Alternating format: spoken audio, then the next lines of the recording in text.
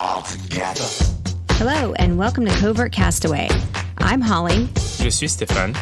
Join us as we share what we learn and how we're making the transition to liveaboard cruising. Cool. It is so nice to meet you. We're excited to have this conversation. Thank you very much. Lovely to be chatting. Yes. So first of all, we're here with Catherine from Wild Travel Story to talk about sailing, some adventure, and also talk a little bit about, health and staying healthy in fabulous places, which is a little bit about the book that we're going to talk about later. So maybe before we start, just tell us a little bit about yourself and where you're at. Thanks, Holly. I am on our boat, Wild One, which is a Granger catamaran, and I'm living in Indonesia at the moment. We've been here almost a year. Oh, wow. With my daughter, Maya, my partner, David, and we are slowly, emphasis on the slow, travelling our way through Southeast Asia with plans to eventually get back to our starting point, but no real rush on that one. And yeah, it's a beautiful, gorgeous sunny day in southern Lombok, which is the island just next to Bali. And it's a really pretty spot here called Giliasahan. So that's where I'm talking to you from today. Yeah, I want to talk more about Bali because I think that's the common thread here in this chat. We just recently went there and oh my gosh, it was amazing. But before we do that, maybe just talk a little bit about your project. You do some sailing, you do some adventure, you guys do a lot of things. So I'd love to hear more about that. Yes, we've been living aboard for 20 years and our daughter Maya was born onto sailing boats 3 boats ago. So she's never actually lived in a house. Yeah, she is definitely 100% boat kid. And David and I have never actually owned a house in our lifetime. So we've always used boats as both our home and our adventure machine. And although we do a lot of land-based adventures as well, that's our specialty as sort of extreme adventure travel. I'm a journalist and David is a photographer. And so we've always used our boats to get to beautiful places and then really explore them in ways that we find enriching. So that might include hiking, cycle touring, paddling, free diving, surfing, all kinds of water and non-water-based adventures. But we've made a life out of that. And I guess the combination of all of that sort of adventure travel and also living a kind of minimalist lifestyle on the sea. So, you're very detached from usual pulls of living in a city, that we've been super conscious for years about living as close to nature as we can and really consuming only what is absolutely necessary in life. And that's easy to do on a boat because, of course, you're very conscious about how much you have, because that compromises your sailability and also the functionality of your boat. But also just being close to nature, you're very observant and very aware of your impact upon the world. And we've always been striving to reduce that footprint, that we can happily call it now. But for a long time, we were really aware of that. And living aboard just gave us that ability to not need much. And I guess all of those years of kind of living that way and enjoying free wind and free power and living off grid sort of culminated in the book that we've just written, The Hunter and the Gatherer, which is all about our efforts to live sustainably and to take a step back from that consumerism that is really tempting when you live a kind of high pressure life in a city or a town. And really breaking that down for other sailors and showing them how easy it can be and how enriching it can be. And food is huge. You travel for food. Everyone does it 3 or 4 times a day. But eating well and enjoying really beautiful, wholesome, healthy food when you're sailing is not as easy as it might be when you can just pop down to the farmer's market every weekend or every few days. So we wanted to write about how we get it done, what we grow, what we sprout, what we ferment, how we preserve all of that fresh food that we just did it yesterday. Traipse to the market, you go around with all your shopping bags, everything, you come home, you wash it, you blanch it. So we wanted to show how to make all of that produce last. And then, of course, I know you guys are plant-based and I am too, but also how to become resourceful on the sea, how to forage for seaweed and how to harvest coconuts and things like bush almonds, and then, of course, how to fish, get oysters, crabs, all of that other stuff that if you're lucky enough to be able to utilize it can really sustain you in a way that's super healthy and has a really tiny impact. Yeah. I want to go back to something you said, because all of this is just super interesting. A couple things, you touched upon. One is, I think you said extreme exploring, which I'm dying to know, like what your top 3 things were. But also, would you characterize yourselves as more sailors or more explorers? And how do you think about that? Wow. Okay. I guess we're explorers first, but because we've lived on boats longer than we haven't, we're definitely sailors. But I think for us, cruising is about more than just putting the sails up and enjoying the wind. It's really about getting to places that we find fascinating, and then, when you're there, diving into that culture, diving into the ways of life and the food and the religions and the festivities and festivals and all of the natural stuff as well. Like in Indonesia, that sort of involves lots of diving and there are volcanoes to climb. So, I love the sailing. We, obviously we do love the sailing, and it's a fantastic lifestyle for us. But where sailing can take you, I think, is the really exciting part for us. I think that's us too, right? Yeah. We definitely like remote places, taking our time to kind of learn about the culture. But I was a little bit curious about what are the ways you found that are kind of obviously staying a long period of time in one place will help you kind of to learn more about the culture. But do you find other ways that helps you kind of get those little stories that really like stick with you and the rest of your life? Versus like do the touristy things. That's the thing that we haven't found the right mix of. Like you want to do the touristy things because that's what everybody talks about and, tells you to go. But we really want to get close to the culture and the people. Maybe you can just chat a bit about that. Sure.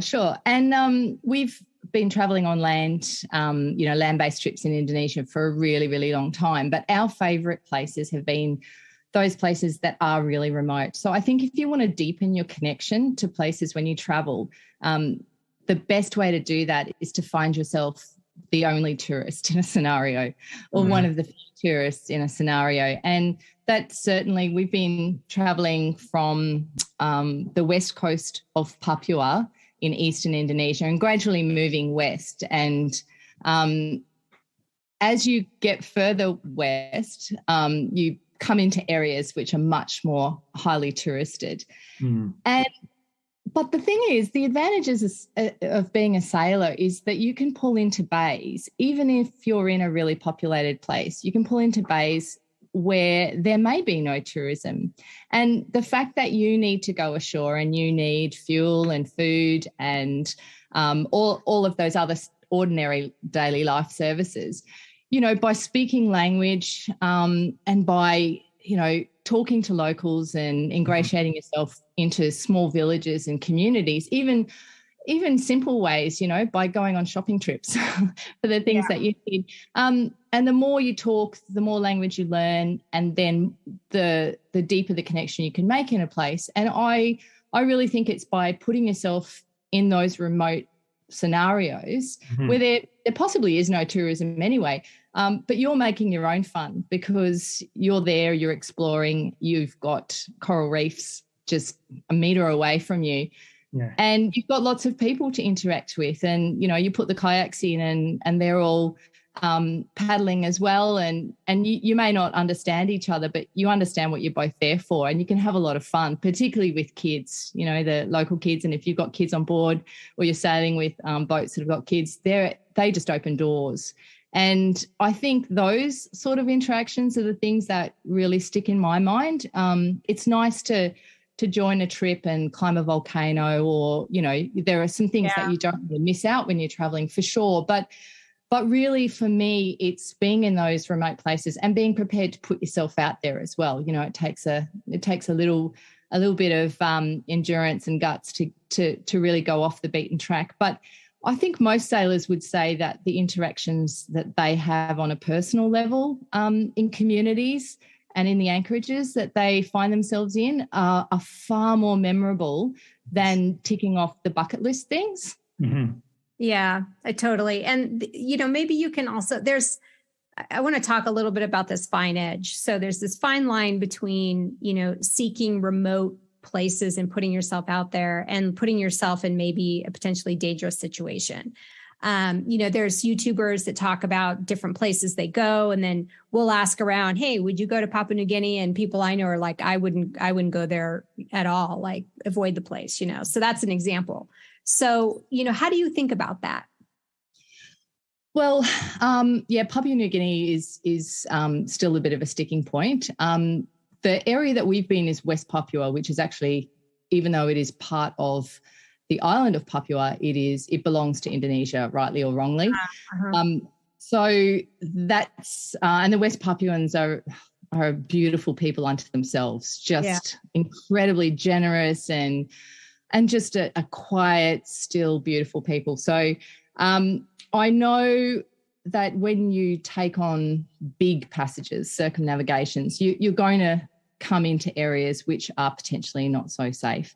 Mm-hmm. In Indonesia, we've never had a situation where anyone's ever come onto the boat or threatened us in a way that we felt was violent. So I can only speak from experience here and say that, sure, we don't take our travels lightly, and there's always some risk mitigation in the planning of every trip, and most of that is things about weather and about the boat, but also, I mean, particularly when you've got a child or children on board, you never want to be in a situation where things could go horribly wrong, and sometimes, unfortunately, that happens. But where we are now, Indonesia is a beautiful place to cruise, and people are so generous in having us here, and they're so helpful. When you bumble along in your bahasa in the markets, and you just get so much generosity, and they're such a fun-loving sort of person that they like to laugh at you, but they love to laugh at themselves. So it's I find it a really comfortable place to be. Yeah. And we've been really happy and lucky so far. But look, security is always an issue, and I think that everybody makes decisions about which kind of passage they're going to take and what countries they might skirt around. But certainly there are some unsafe places in the world where we might just be, as cruisers, we might be targeted just because we're in the wrong place at the wrong time. Yeah, that's a good perspective. And that's true. I mean, it's our perspective also. It's coming from the US, also not last year, the year before, we were cruising in Turkey. And when you're from the US, you're like, people are asking us, like, was it safe? And then we cruised the southern coast in Turkey, and the situation you're describing, the experiences were very similar. Yeah. And then we are flying back to the US, and then US is a big country, but you have like places like, that are like, not safe at all. Safe. And they are like in kind of in San Francisco Bay Area, like in like parts of Oakland and stuff. So it's all relative. We tend, I guess, as consumer of news, like, to associate a country, but then when you go to like local places in that country, then, it's totally safe. So, yeah. Yeah, let's talk about... the other thing I wanted to kind of understand a little bit, because people are always curious about this. So you guys were nomad before it became popular post-COVID. And I wanted to kind of understand a little bit like how, maybe as a journalist and as David as a photographer, like, are you guys being able to combine basically your love for travel and adventure and make a living out of it? And then also, like, how has it changed, post-COVID from that perspective? Well, post-COVID, things really took a dive for us in terms of, we had just released a travel guide to North Queensland, part of Australia at that time. And, of course, no one was travelling. So that was perfect timing. But I've been badgering because obviously David and I, like, we write books, and also we work for a lot of magazines and online travel sites.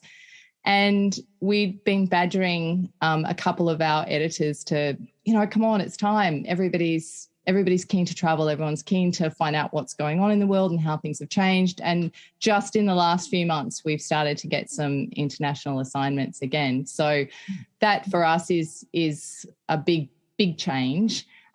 Cruising, we were in Indonesia cruising when COVID came about. And we stayed for a little while until things got a little bit uncertain where we were. So we sailed back to Australia, and we were in Australia for a year, which was good. We used it as an opportunity to upgrade our boat. So we sold one and bought a more round-the-world seaworthy vessel. Yeah. So that was good.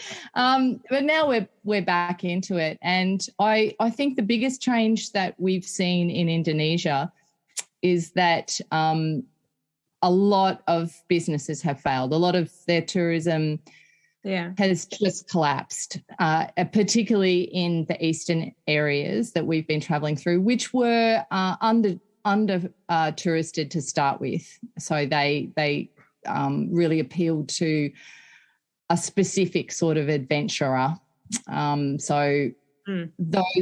Those hotels, every second hotel is just closed. Little tiny community-run resorts closed. And you can still see that in Lombok now. Restaurants and resorts are just, got their gates shut. But also, I think more dramatically, and we really noticed this in Raja Ampat, which is a very famous diving area for intrepid adventurers. That area, we noticed the fish stocks have just collapsed in that part of the world. And that was something that was really heartbreaking to us because, of course, when COVID hit, people who were perhaps running a small guest house or were working to transport divers around to different islands, travellers around, they suddenly had no work, no means of feeding their families. So everyone took to the sea. And you can see even in the conservation areas that those fish stocks have just gone. And where we would catch fish daily in those areas cruising around. And the last trip, that is just no longer a possibility. So I would say that is largely can be attributed to COVID and to the decimation of people's livelihoods in that area. So, and I'm sure that's similar to a lot of seafaring communities around the world in all countries, that COVID just took away a lot of livelihoods. And I'm really hoping that now that people are feeling more secure to start travelling again, that may turn around, and I hope it does soon. Yeah, I want to talk about Bali. We just went there because that was on our bucket list, and we were in Australia and we were thinking, oh, it's so close. We'll just go to Bali. But we were in Melbourne, which is like the southern point of Australia. Australia's like way bigger than you think it is, or how it looks on a map. But we got to Bali and it was popping. I mean, it was busy. And they were saying that people were just really rushing to Bali and starting to do tourist things again. And travel, and the people there were really happy about it because they could kind of, start supporting their families. Although what an amazing culture, they were also expressing how they helped each other. And I mean, they're a delightful people. I mean, what you're describing is happy and joyful and light and kind, and just everybody's smiling. I was like, wow, how do you bottle that up? It's amazing, the culture. But one thing we also loved about it, and one of the reasons we went, is because we wanted to kind of, we were sort of in some bad habits. We were eating more sugar than we normally would. I think we got attacked by Tim Tams while we were in Australia. No. I know.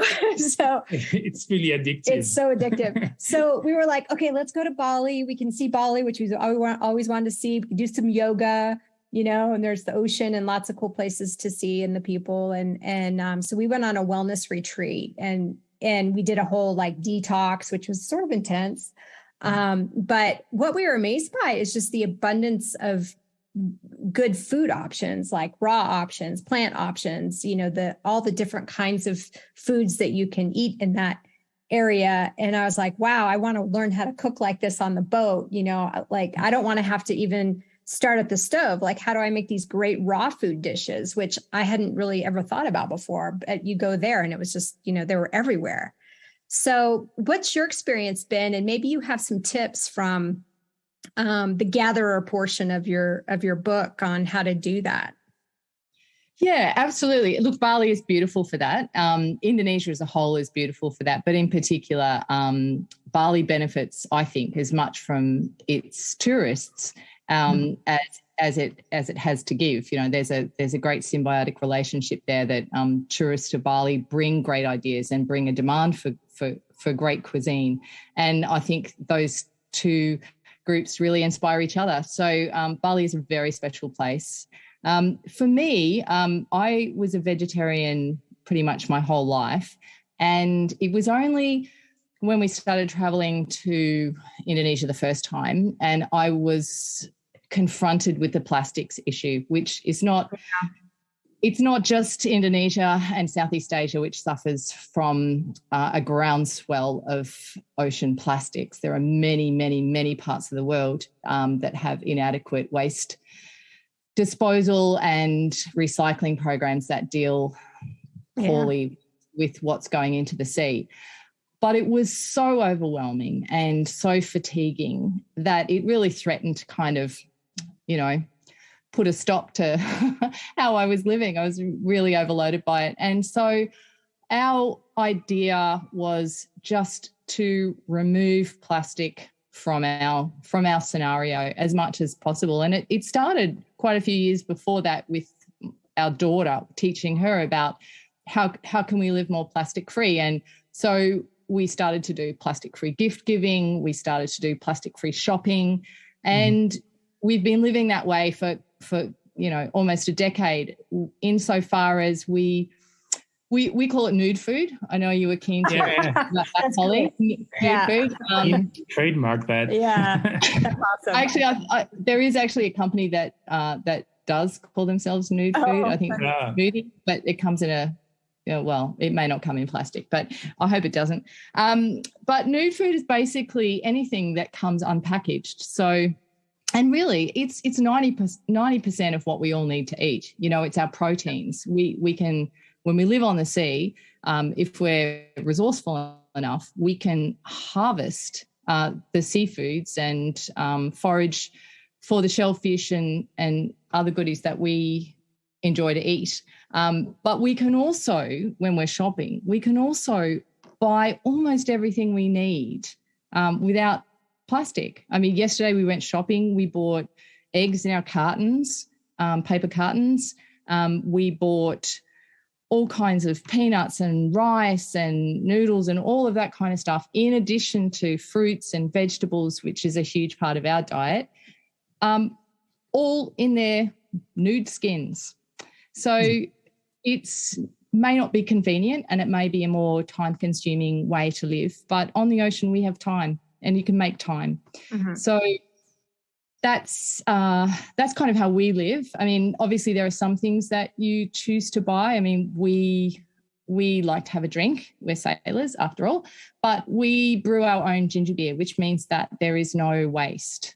We buy ginger, we buy all our spices, we brew it up, we pour it into bottles that we recycle, that we use time and time again. So it's all about creating ways to utilize the things that the products that we can buy that don't come wrapped in plastic or in a bag, and seeking out and supporting those places that offer us the chance to do just that, to take our own containers, to take our own bags, and purchase things that when we get home, we don't have to fill a garbage bin just in putting our groceries away. I think it's easy to live like that when you're on the sea. I know that it is for us. It means going to the shops and buying ridiculous amounts of pumpkins and greens, but you can do it. You can do it, and you can feel good about it. And so that's the whole thing about nude food. And raw food is great because you're also saving on gas, Holly. Yeah. Yeah. And there are so many delicious raw dishes that you can make. Yeah. So, and, it's not just salads and, bliss balls. There's lots and lots and lots of food which comes to you in its most nutritious form. So, yeah, if Bali's taught you that, then big tick for Bali. Yeah, it's amazing how many amazing, delicious recipes there are, either raw or plant-based, once you start looking for them, And when you're introduced to different kinds of food, like when you first go plant-based, which we've done over a decade ago, we're like, okay, guess we're having salad, but then little by little you learn how to cook like these amazing dishes that no one would have thought of, so that's kind of one thing. Question for you. I think in the West, there's this perception that if you're buying food that's pre-wrapped or pre-packaged, it's somehow cleaner. Now we know that's not true, but I think also, if you're buying nude food in a grocery store in a off the beaten path, there's steps to take so you don't get little critters in your belly, which we discovered on our detox. How do you clean and prepare your food once you bring it back on the boat? Holly, it's a little bit tedious. I'll admit it. Look, everything is washed. Every single thing is washed. And I mean, if I buy a bunch of herbs, that all gets washed and then it gets rinsed and then it gets dried and then it gets put in the fridge or the cupboards, wherever it goes. So I have a great little helper, my daughter. She's awesome. She's awesome on shopping days. So we do all of that. And then, of course, and I've covered it in my book as well, how you treat your food to ensure that you're not bringing critters home. And there's a number of ways you can do it. You can use oxygen absorbers. You can freeze your food. I'm talking like flours and nuts and lentils and beans and things like that. But look, to be honest, when it comes to trying to avoid the critters and trying to get the cleanest, perhaps flour or rice, I have seen just as many critters in packaged foods as there are in those open bins with everybody rummaging their hands around them. Yeah. I look at it in that when you're buying rice, you're going to cook it. So, yes, you can freeze it and store it and put your oxygen absorbers in to ensure that the critters the critters will do you no harm. I mean, we're talking weevils and things like that, but you don't want them to get into everything. So you can properly store. I put everything in glass.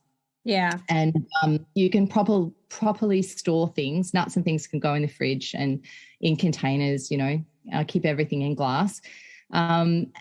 But the thing is that, like with peanuts, I'll bring them home and I'll just roast them and I use those to make peanut butter or for snacking or, chopping up for, salads and meals and cakes and things like that. those things, I would prefer to buy them unpackaged. I would prefer to buy them. And a lady in a market did tell me cheekily that don't worry because the weevils crawl to the bottom of the barrel. So. Yeah. Well, it's all those, but it's like, I guess after this detox, I'm a little OCD about the food because of the parasites and stuff you learn about. But your stomach is full of hydrochloric acid. So, that's the good news. And we've evolved to this point, and we're still alive. So, yeah, but I think on a boat too, just with the moisture and the, in the tropics, things can go sideways quickly. I'm sure you have a ton of tips in your book, but any top tricks that you want to share in terms of just being able to either keep food longer or even grow food on board? Growing food on board. I'm glad you touched on that. I mean, the storing food, yes, there's heaps of tips in the book for it. The thing is that you've just got to prepare everything properly and check it daily. I go through all my stuff and I go, oh, there's a few tomatoes that need using. So use those few tomatoes. Oh, the potatoes need using. Okay, that's what we'll eat today. Growing food on board, I know people will go, oh, I live on a mono and it's really small and we live on a lean. There are some circumstances which can make growing tricky. I'm lucky I've got a catamaran, so as much as my partner David would go, oh, these pots are in the way, I love them. I think that growing your own food means that it's fresh and it's available, and you go outside and I'll say to Maya, can you go snip me some blah, blah? And she'll go out and give everything a little bit haircut and bring it in, and that we toss that straight into our salad. And so all of those issues we talked about with bugs and pests, and you don't have to go anywhere to get your food. Now, there are things you can grow and things you can't grow. I wouldn't tackle anything that grows down into the soil, like potatoes and carrots. But certainly, quick growing herbs and greens and lettuces and rockets and bok choy and all of those green veggies, they're really easy to grow on a boat. We grow tomatoes. We just had the most monstrous crop of tomatoes. Oh, my goodness. On the boat? Oh, my gosh. The tomato bushes were about as big as my daughter. But once they're growing, you can't compromise them. You're stuck once they're blooming.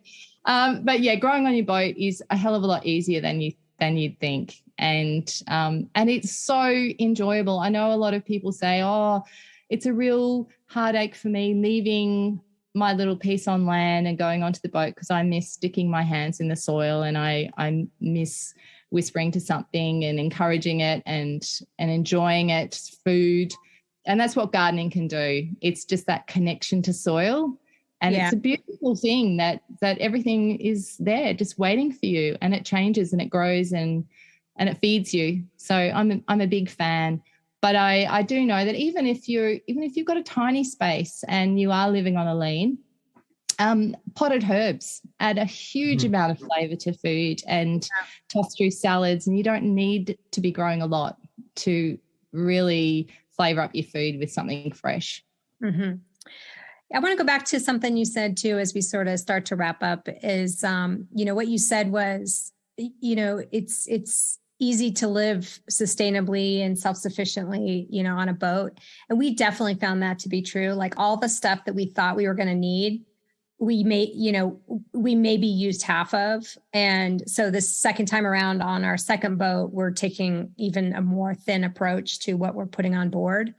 Can you elaborate a little bit, like as you've gone on to new boats, because it's easy to accumulate stuff, once you get on there, but how have you really been focused on, minimalism, I guess, and just being in harmony with nature?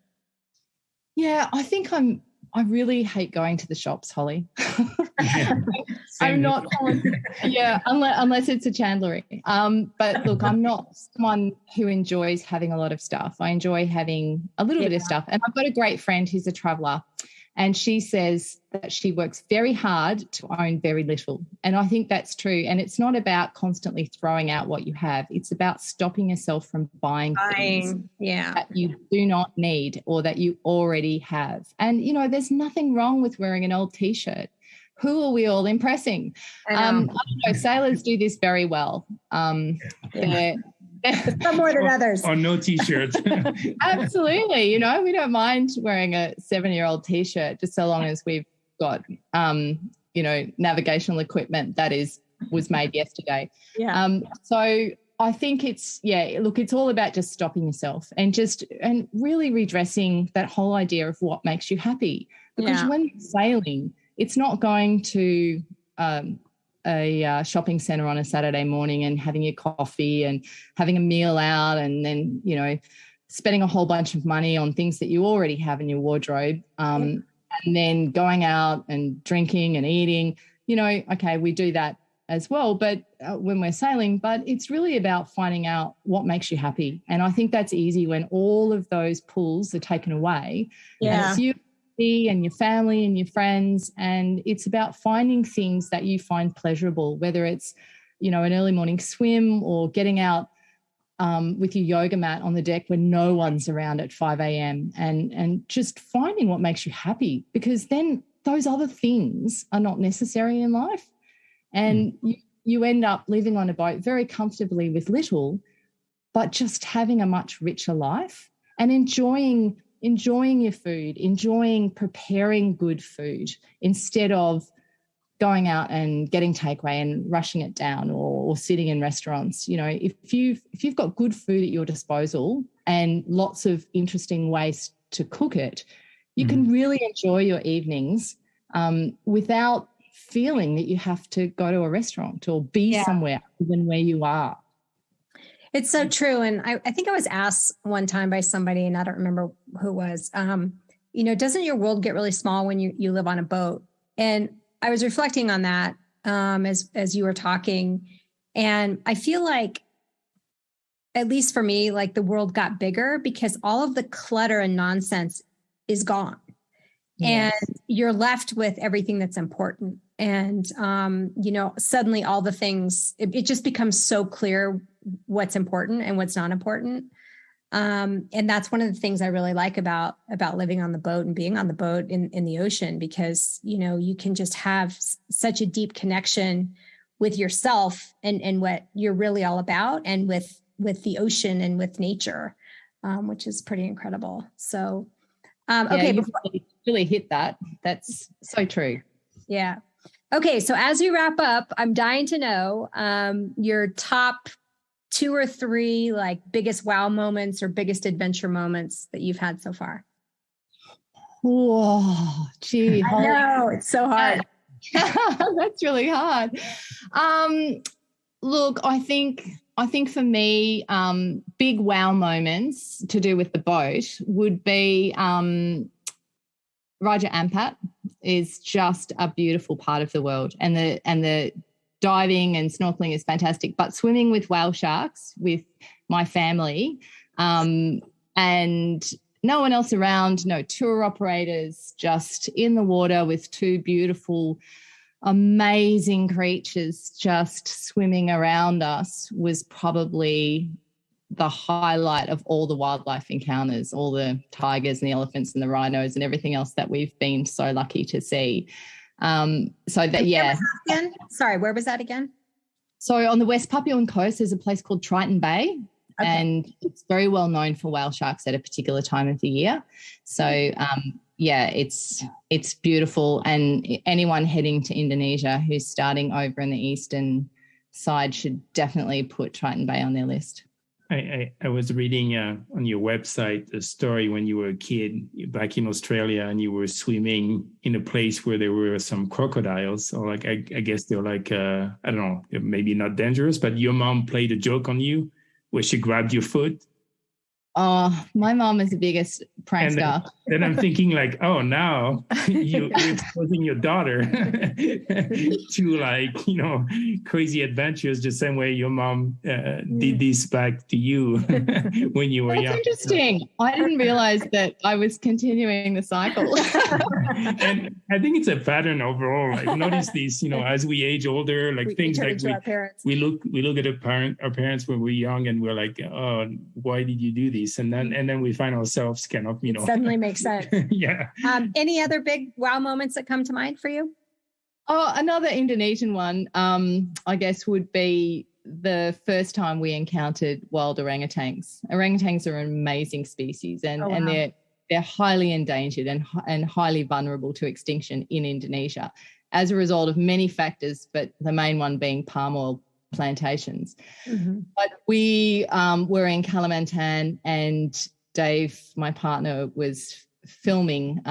We were in search of filming orangutans, but instead of going to, a kind of a refuge or one of the feeding stations, we wanted to go into a national park, and it was a place called Kutai National Park. And we spent a few days with sleeping in a little ranger's hut on the floor with a little mosquito net on, and going out with a guide and some scientists who were studying these orangutans. Anyway, we were really lucky to see orangutans, but mostly they stay in the very tops of the canopy. But on this occasion, the grass was very, very high. So I had picked up Maya, my daughter, and I was sort of holding her on my hips so that she wasn't in the grasses, which were sort of up to my chest. And all of a sudden, this female orangutan came thundering down, 100 feet down this tree. And they can be very aggressive. She had 2 children. So she had about a 7-year-old infant, and then she had a newborn who was the tiniest, almost naked, just with a little bit of amber hair in a little halo around its body. Tiniest little creature. And she had this baby orangutan on her back, and she thundered down in split second. And I went through the full spectrum of emotions of fear, of defensiveness, thinking she could kill me if she wanted to. And she stopped a meter away from me, dead still, looked me straight in the eye, picked her baby from behind her back, and showed her to me while I was holding Maya. Oh my gosh, that's incredible. The hair on the back of my neck just tingled, and it was euphoric. I was close to tears. And I'm convinced to this day that she had seen Maya with her crazy, messy blonde hair going everywhere, and had come down to have a look, and to look at Maya, to show me her baby. And she stayed like that, just eyes just transfixed for minutes before slowly she put her baby back on her shoulder and started to climb back up. And the next day when we went back into the forest, she was there, and she let us, she sort of came down and she stayed just above our heads and made a little nest and fed and played with her baby and just let us be there. And that kind of connection was just astronomical. I'm so grateful for those kind of wild encounters that you can have once you weigh anchor and you go somewhere a bit more special. Yeah. That's amazing. Just you telling the story, I can feel the moment, but I can only imagine what it was for you. Yeah. What an incredible moment. Yeah. That's amazing. Yeah. It has been such a pleasure to chat with you. Where can people find you and find your book? So we're wildtravelstory.com. That's us. And you can find it there, The Hunter and the Gatherer. It's not only a cookbook, there's 160 recipes in it, but it's also lots of provisioning tips for people who are keen to set sail, but also keen to do it in a way that creates a tiny footprint, and loads of ideas for how you might be able to make some of those really small changes on your sailboat that can really have a huge impact on the life that you lead once you get cruising.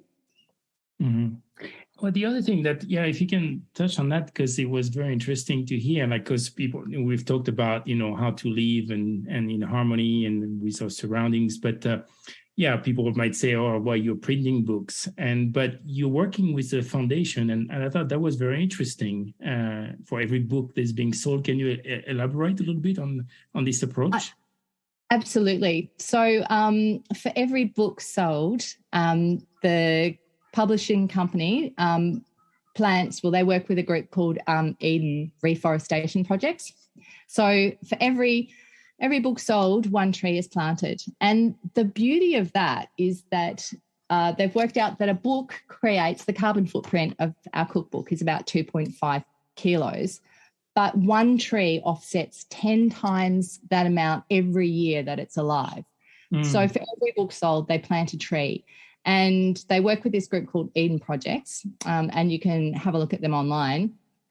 But in the first year, they planted 1.7 million trees, and now they've planted in excess of 33 million trees. And they're reforesting some mangroves in Indonesia on an island called Biak. It's just off the West Papuan coast. And that's where they're working to reforest mangroves, because Indonesia is responsible for about 23% of the world's mangroves, and so much of that is at risk. So this is a really important project. I mean, mangroves are not sexy. I love mangroves. They're beautiful places. But they're a really important part of our ecosystem, and I'm sure all sailors will have had more exposure to mangroves than they might have had in other kinds of vegetation ecosystems. So we're really proud of that. So, everyone wants to find ways that they can make an impact, and your dollar should work for you. It's your money. You should spend it in ways that creates change in the world. So it's something that we're really proud of and really proud to be involved with. And it's just a simple thing, and it's so easy to do. I absolutely love that, Catherine. And it's been such a joy to speak with you and get to know you better. And hopefully we can meet you out on the ocean someday. That would be so great, guys. It's been a pleasure. I could probably talk to you all day long. I know. Yeah. I know. Well, fair winds for now. And thank you so much for your time. Thank you so much. Thank you, guys. It's been lovely. Thank you for listening. If you like this podcast, please subscribe, like, or share with another Covert Castaway. Fair winds for now.